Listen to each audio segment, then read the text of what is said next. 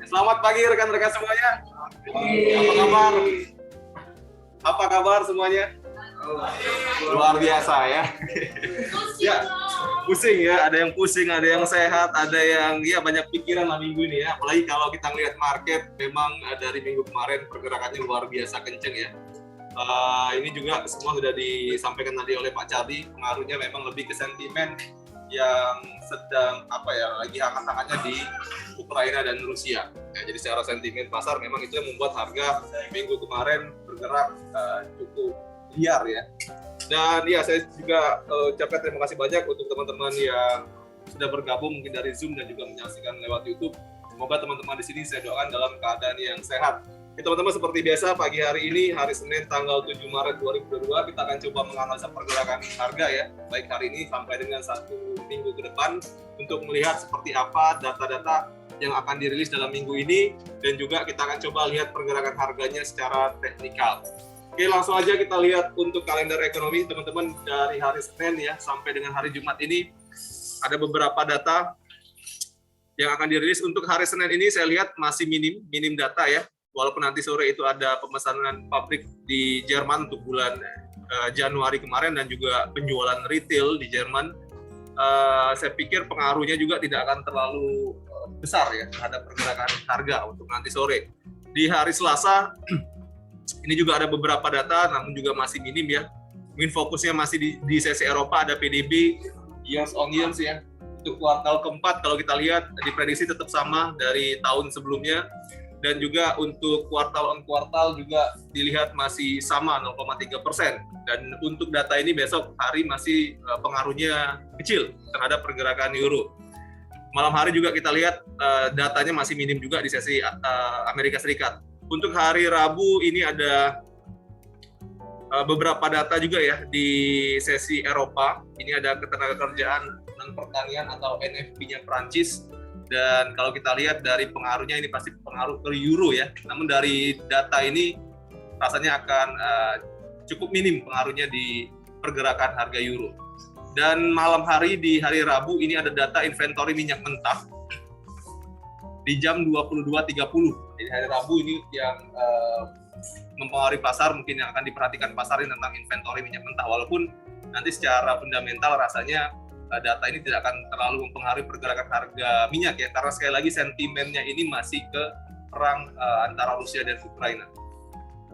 Jadi walaupun nanti untuk inventory minyak mentahnya dirilis lebih besar atau persediaan masih cukup besar daripada sebelumnya, rasanya pergerakan harga minyak juga masih akan naik. Dan hari Kamis ini ada beberapa data juga di euro ya, cukup banyak. Ini kalau kita lihat dari jam 7 ya. Jam 17 maksud saya, jam 5 sore ada pertemuan tinggi pemimpin Uni Eropa. Nah ini mungkin akan ada pidato ya dari pemimpin Eropa, dan ada tingkat fasilitas simpanan sebesar 0,5%, diprediksi tetap sama. Ada juga pernyataan kebijakan moneter dari Euro Central Bank, dan semua data ini akan dirilis jam 17.00 waktu Indonesia Barat di hari Kamis.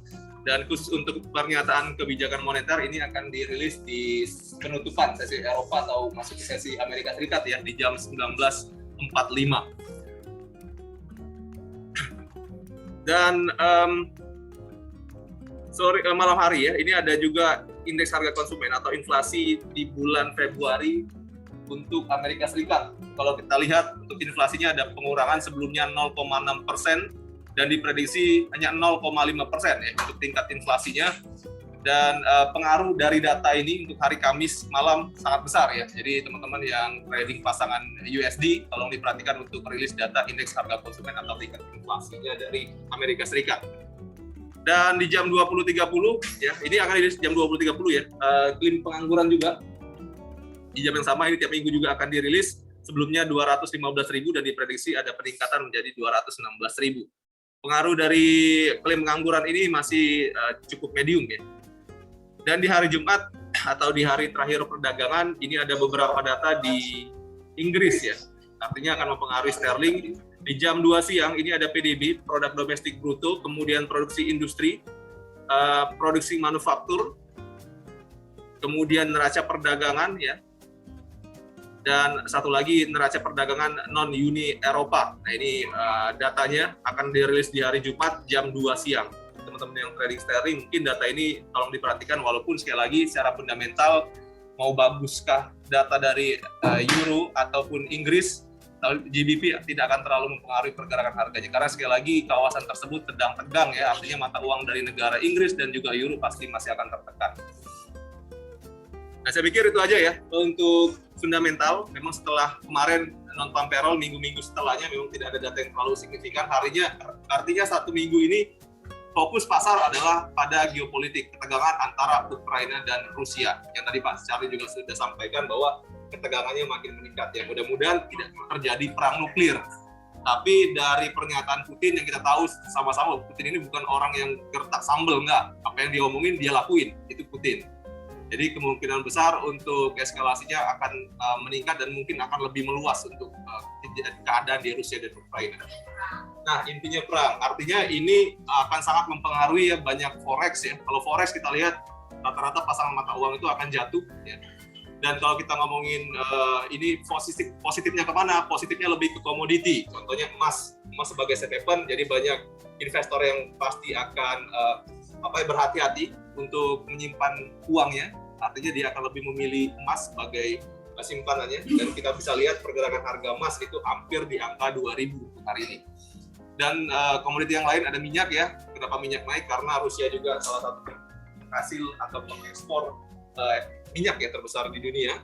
Artinya jika ada ketegangan di situ, harga minyak juga ya teman-teman bisa lihat sampai dengan $125 per barrel untuk hari ini. Dan mungkin akan mencapai all-time high-nya juga untuk minggu-minggu ini. Dan yang lain juga ya, rasanya untuk komoditi-komoditi yang lain juga ikut naik.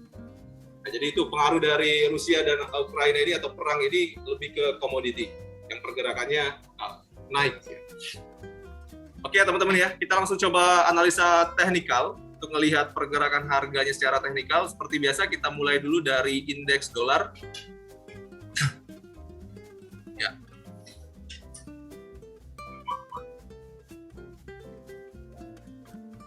Ya, untuk indeks dolar sekarang levelnya ada di angka 99.1 ya. Ini juga all time high selama 2 tahun. Jadi level 99 ini pernah terjadi pada tahun 2020. 2020 memang indeks dolar ini pernah ke level 103 ya. 103 ini paling tinggi. Nah, setelah 2020 indeks dolar jatuh. Dan untuk 2022 ini dipengaruhi juga oleh ketegangan ya, karena untuk dolar ini adalah salah satu safe haven juga. Kita lihat pergerakan indeks dolarnya atau harganya levelnya sekarang di harga 99.1. Dan kalau saya lihat untuk indeks dolar ini berkemungkinan untuk terus naik ya. Jadi secara teknikal memang secara trennya tetap up, tetap naik. Dan untuk target minggu ini mungkin akan bermain di atas level 100 untuk indeks dolar. Ya, artinya untuk forex, pasangan forex yang berhadapan dengan dolar rasanya masih akan tertekan oleh penguatan dari indeks dolar. Ya teman-teman, jadi untuk target satu hari mungkin dalam satu minggu ini adalah di level 104 ya. Jadi kalau kita melihat di tahun 2020 kemarin di bulan Mei tanggal 14 itu pernah terjadi tertinggi levelnya di 104. Dan kemungkinan untuk minggu ini pergerakan indeks dolar akan menuju ke level tersebut.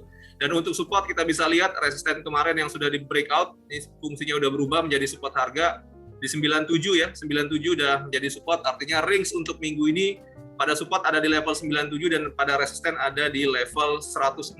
Kecenderungan untuk indeks dolar masih menguat sampai ke level resisten di 100.4 ya. Ya, sini ya.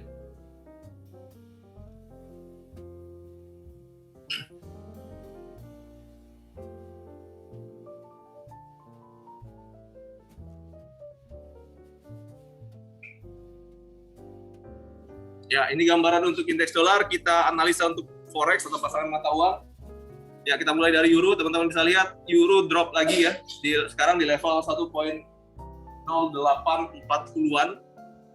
Support-support yang kita buat kemarin ini tetap di breakdown ya, teman-teman bisa lihat tutup kemarin di hari Jumat pun di bawah level support kuatnya.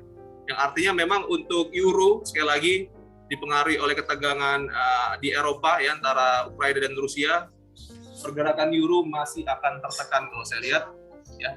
Ditambah juga tadi kita lihat dolar semakin naik ya, mencapai level tertinggi pada tahun 2020. Jadi untuk euro pun ini akan mencoba untuk ke level terendahnya. Kalau kita lihat level terendah euro juga ada pada tanggal 24 April tahun 2020 ya. Ini ada di kisaran 1.0730-an. Jadi setelah support ini di breakout, kita bisa lihat support selanjutnya ada di level ini.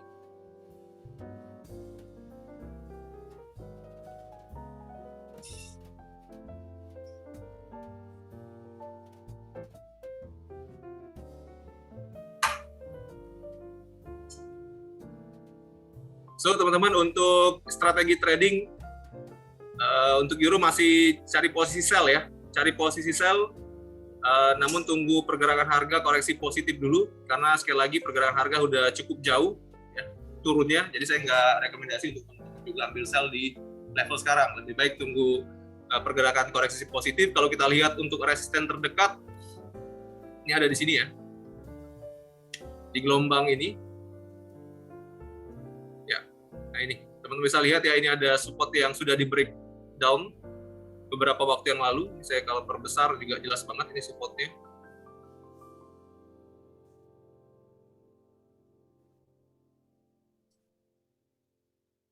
Ya ini ya, teman-teman bisa lihat ini support pertama pada tanggal 27 Januari 2022, kemudian support kedua ada di tanggal 24 Februari, support ketiga juga ada di tanggal 27 Februari dan di breakdown.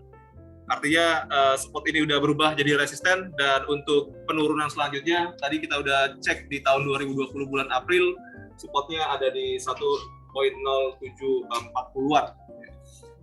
So, sekali lagi untuk euro masih berpotensi tertekan. Untuk posisi terbaiknya atau posisi idealnya teman-teman bisa cari posisi sell ketika pergerakan harga koreksi positif, atau kalau teman-teman mau cari posisi buy tunggu di level support ya untuk mencari koreksi harga. Sekarang saya nggak rekomendasiin sell karena sekali lagi pergerakan udah cukup jauh turunnya. Jadi kalau teman-teman mau sabar, lebih baik tunggu buy di bawah atau tunggu koreksi positif dulu sampai ke level resisten untuk ambil posisi sell, ngikutin tren besar ya.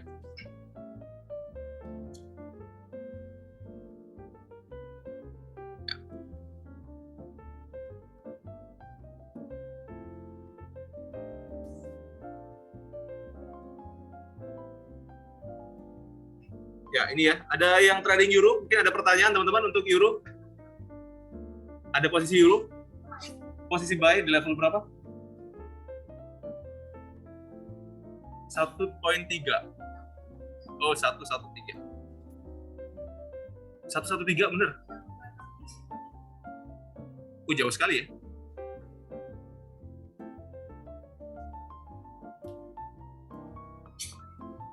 .08 berarti di level sekarang ya, di level sekarang. Oke. Untuk lot masih aman, masih lot kecil itu ya totalnya. Di sini buy-nya, di sini buy juga yang paling rendah di harga sekarang ya. Oke. Nah, ini jadi tradingnya harapan ya, ini harapan ya. Harapannya artinya memang sekarang untuk secara tren pergerakan euro ini masih down, tapi tidak menutup kemungkinan untuk terjadi koreksi positif. Tapi untuk sampai ke level 1.13 ini saya rasa agak lama ya, jauh banget. Ini ada 300 pips di atas. Yang paling mungkin koreksi harganya sampai ke level ini. Yang paling mungkin ada sampai level 1.11. 1.11. Tadi saya sampaikan ini support kuat yang sekarang udah berganti menjadi resisten yang signifikan. Jadi saran saya untuk posisi yang di averaging itu, kalau nanti posisi buy yang di bawah sudah profit, tutup di level ini. Atau kalau mau ngebuang posisi buy yang di atas juga nggak apa-apa. Ya, jadi sekali lagi untuk mata uang di kawasan euro, Eropa maksud saya, yang sekarang berhadapan dengan dolar, itu masih akan berpotensi turun sampai dengan ketegangan yang meredah. Kalau masih tegang juga, makin turun nih harga. Makin turun, bahkan mungkin bisa sampai ke level terendah dari tahun 2020 tadi. Ya, sekarang harapannya, jadi kan trading harapan ya, jadi harapannya support ini kuat. Kalau support ini kuat, artinya mungkin akan ada pullback untuk pergerakan euro. Namun kalau fundamentalnya masih kuat untuk euro turun, ini bisa di breakdown lagi spotnya. Makanya saya bilang hati-hati untuk posisi buy pada forex atau pasangan yang berhadapan dengan dolar. Untuk saat ini dolar masih potensi naik, apalagi untuk mata uang di kawasan euro. Gitu ya. Jadi sarannya 1.1 kalau bisa dibuang kalau sempat dia koreksi positif ya. Hati-hati. Oke, selanjutnya kita analisa untuk sterling. Sama juga ya, sterling juga. Kita lihat support yang kemarin kita buat udah di breakdown. Ya, level support sebelumnya itu ada di level 1.3240. Ya, ini supportnya setelah level support sebelumnya ini di breakdown, level support selanjutnya juga di breakdown. Dan teman-teman bisa lihat untuk sterling juga sekarang masih berpotensi melemah. Kalau kita melihat support sebelumnya atau support yang cukup signifikan itu juga terjadi pada pada tahun 2021 ya, di Desember. Nih, kalau kita lihat Desember ini ada tahanannya. Ini di level 1.3160-an. Ya, 1.316. Ini ada harga terendah pada tahun 2021 bulan Desember. Nah, kemungkinan besar untuk sterling ini akan tertahan pada level ini. Ya, pada level 1.316. Iya. Jadi kalau ini makin eskalasinya makin meningkat, rasanya untuk sterling pasti akan jatuh lagi.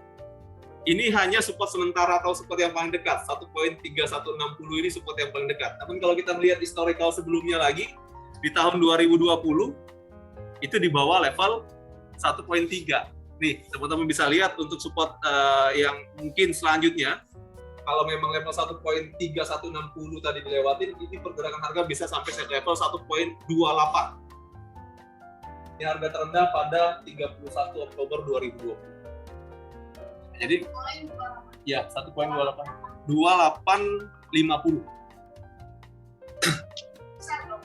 Iya, jadi kalau untuk sekarang, sekali lagi, memang tahanannya sudah mendekati ya, supportnya harga sudah mendekati support. Nah, tinggal kita lihat apakah support ini bisa menahan untuk penurunan dari sterling.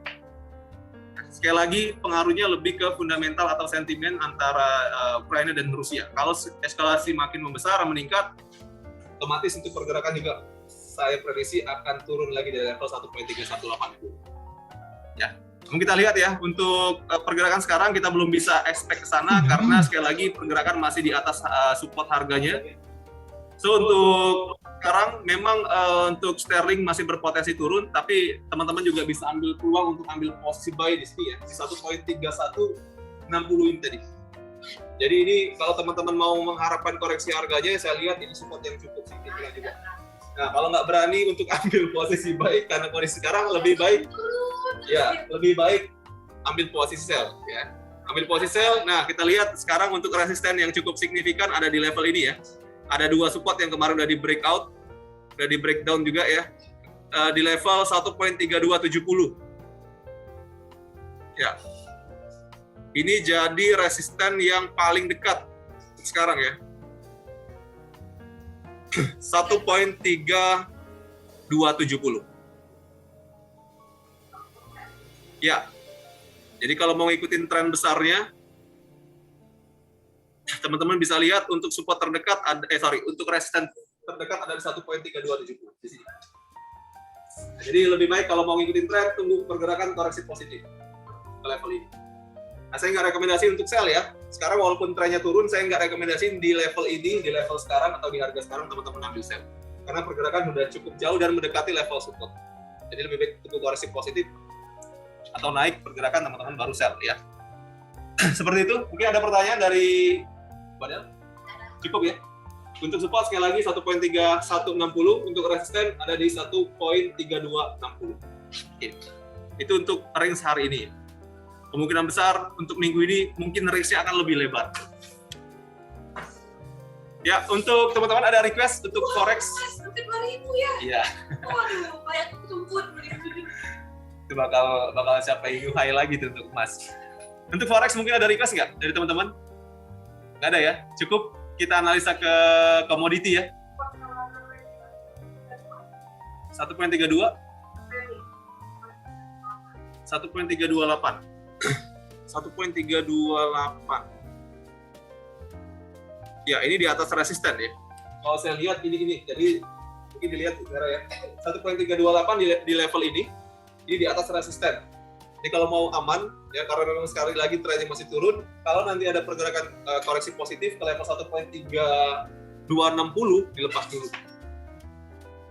Dilepas dulu karena sekali lagi ini tren masih turun. Takutnya ya mungkin next kalau memang udah reda tegangnya, ini pergerakan mungkin bisa balik lagi ke 1.33, 1.34. Tapi kita nggak tahu kapan redanya. Malah ada potensi ini makin buruk nih perangnya kan. Hati-hati. Jadi kalau mau ngebatasin untuk posisi buy, ya stop loss-nya saran saya di bawah 1.3160. Nah, jadi bisa diatur di 1.3140 atau 1.3150. Di bawah level support itu untuk stop loss posisi buy. Gitu ya. Oke, lanjut kita analisa minyak.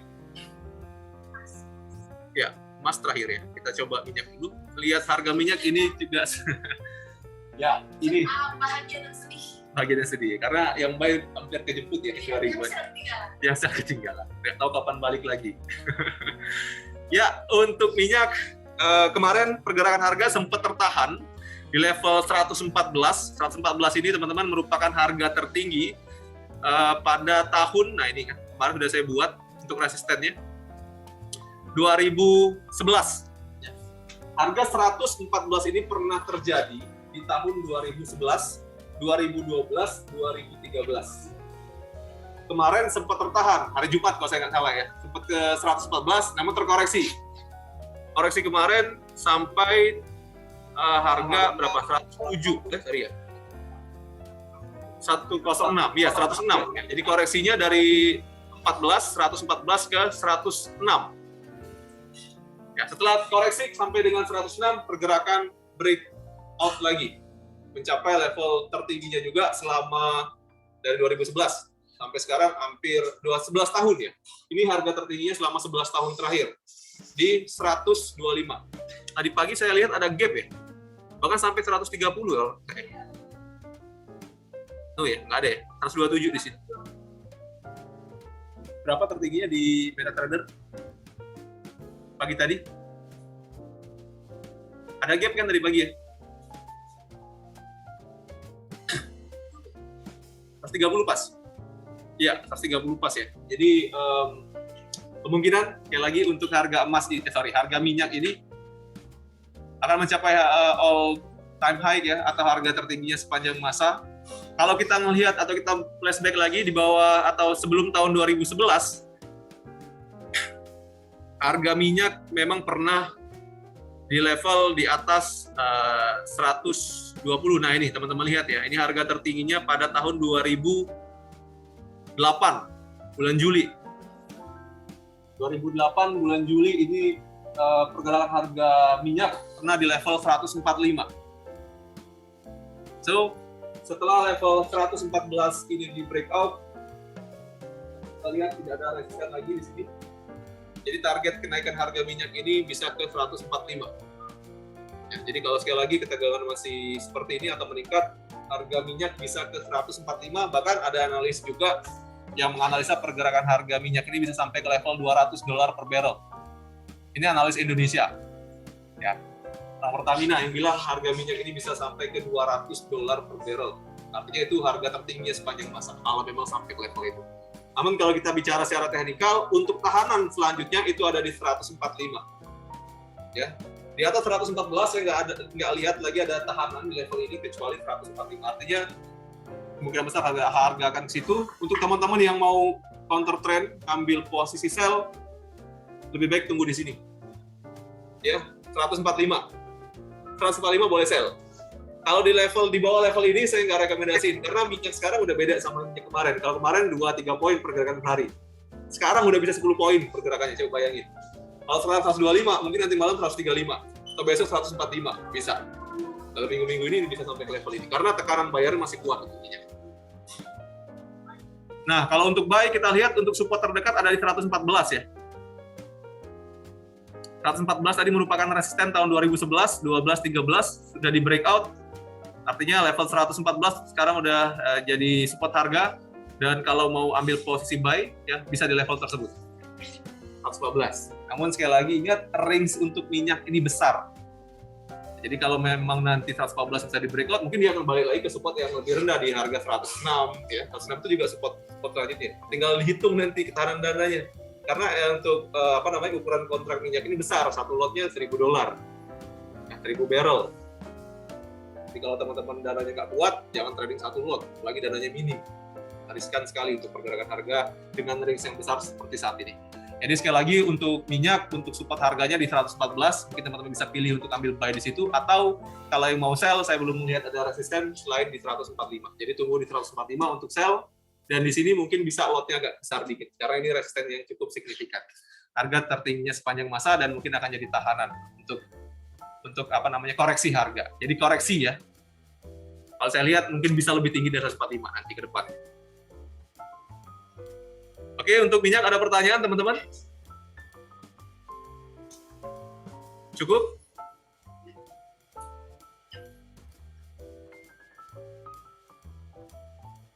Cukup ya untuk minyak ya. Oke, kita ke pair terakhir. Emas ya.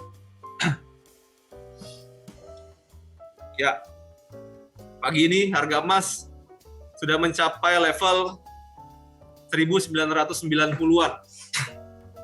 Ini juga harga tertinggi setelah resisten kemarin di tanggal 24 Februari ini di breakout juga di level 1976. So teman-teman, untuk hari ini emas sekali lagi jadi pilihan para investor ya untuk mengamankan dananya dari perang Ukraina dan Rusia. Artinya emas masih ada pilihan, dan artinya lagi bayarnya emas ini masih kuat.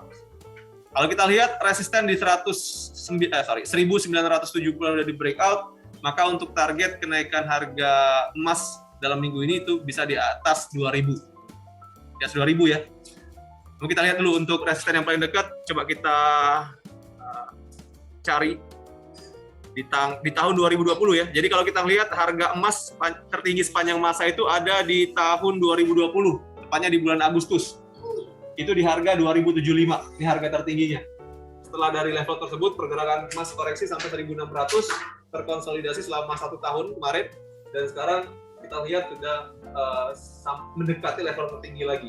Nah, kalau kita lihat di sebelah kiri, teman-teman, ini ada resisten ya. Ada resistennya di harga 2015.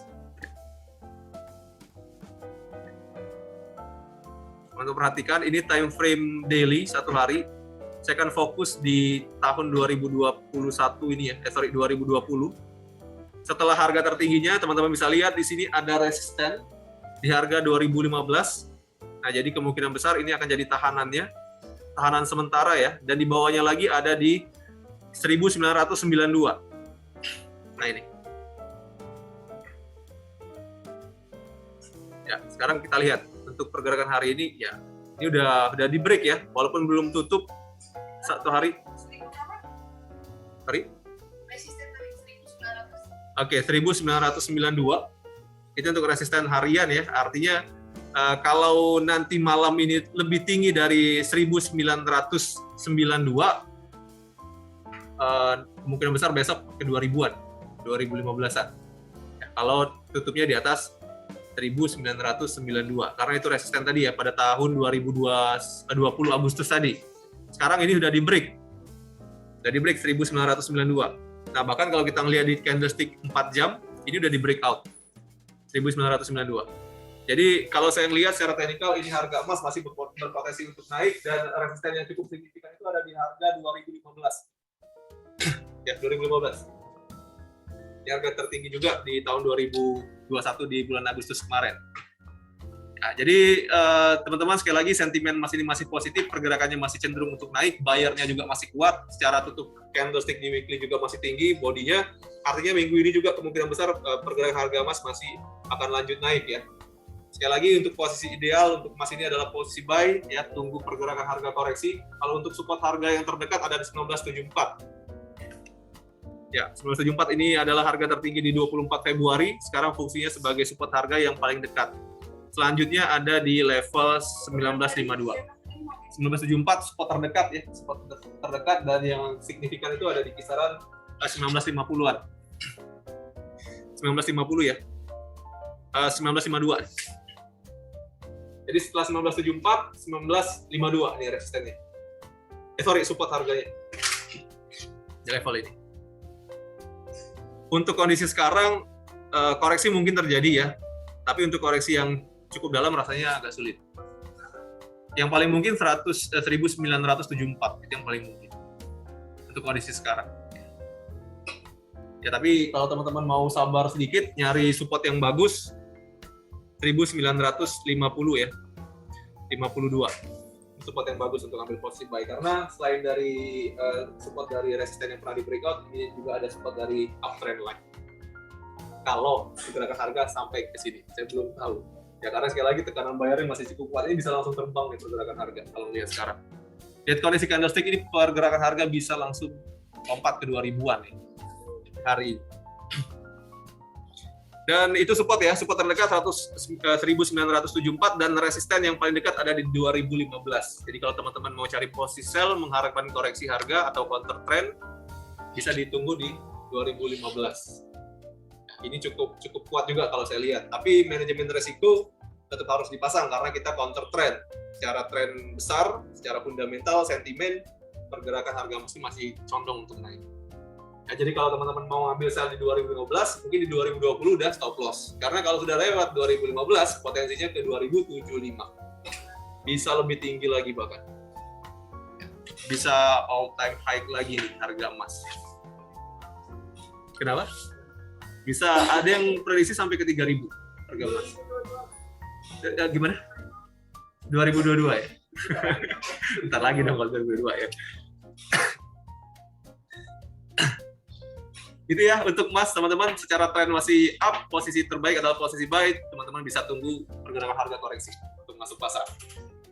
Ya, ini ada pertanyaan, silakan teman-teman, atau ada request. Saya ucapkan terima kasih banyak untuk teman-teman yang sudah berpartisipasi dari Zoom ya. Ada Budi, ada Galaxy A21s juga ini, siapa namanya, mungkin next kalau ikut Zoom pakai nama ya, biar kita bisa kenalan, atau saya sapa juga. Ada Bu Putri ya. Selamat pagi semuanya, semoga teman-teman dalam keadaan sehat. Jika ada pertanyaan, silakan teman-teman buka mic-nya atau diketik di kolom chat. Kenapa? Oh, Pak Alun ya. Kok Alun? Alun, oke. Selamat pagi Kok Alun ya. Jika ada pertanyaan, silakan dibuka mic-nya. Oke teman-teman ya, sekarang paling banyak tradingnya di emas ya. Selagi ketegangan masih meningkat, eskalasi masih tinggi nih teman-teman, untuk harga emas masih berpotensi up, berpotensi naik. Ya untuk posisi buy di level sekarang juga kita juga takut ya karena harga udah tinggi, lebih baik tunggu koreksi harga 1974, ini jadi pilihan untuk ambil posisi buy. Karena koreksi itu pasti terjadi, koreksi. Mau besar ataupun kecil risknya, yang pasti koreksi itu pasti akan ada. Jadi di momen koreksi itulah teman-teman bisa ambil posisi buy untuk kondisi saat ini. Oke, nggak ada pertanyaan. Mungkin untuk analisa pagi ini saya akhiri. Semoga yang saya sampaikan ini bermanfaat.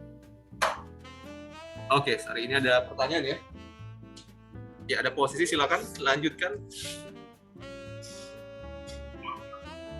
Posisi apa ini, Budi?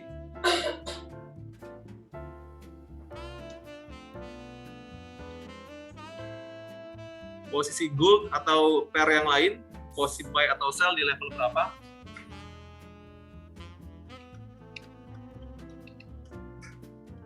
Buy gold 1990, sell di 1875, 1919. Oh, jadi posisi buy ini lockingan ya? Ini lockingan dari posisi sell yang cukup jauh di bawah. Ya untuk kondisi sekarang 1990.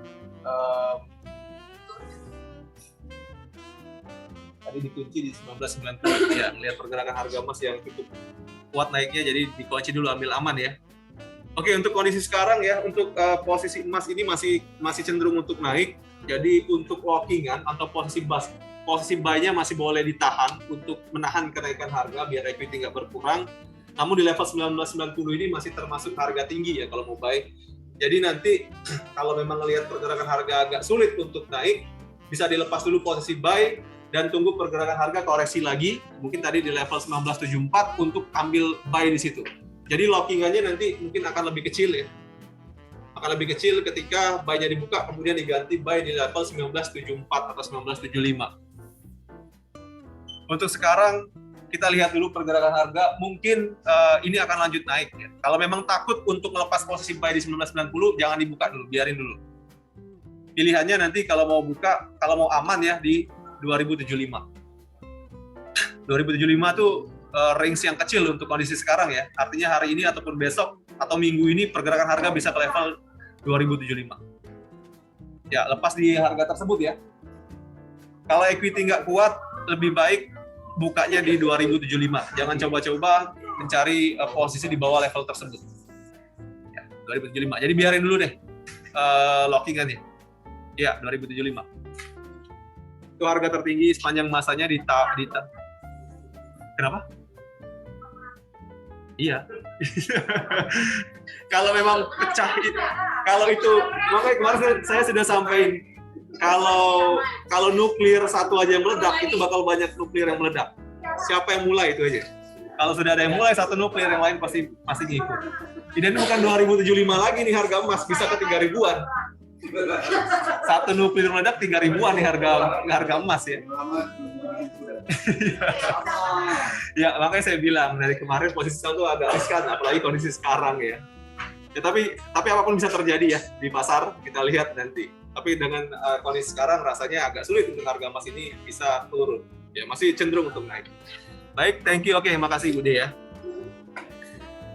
Teman-teman ya, jika tidak ada pertanyaan lagi untuk analisa pagi ini saya akhiri. Semoga yang saya sampaikan ini bermanfaat. Silakan teman-teman sharingkan analisa kita ke calon nasabah ataupun nasabahnya agar jadi referensi mereka untuk trading di hari ini. Pesan dari saya seperti biasa, tradinglah dengan bijak, gunakan manajemen risiko setiap masuk pasar. Selamat pagi semuanya dan selamat beraktivitas. Terima kasih banyak. Ya.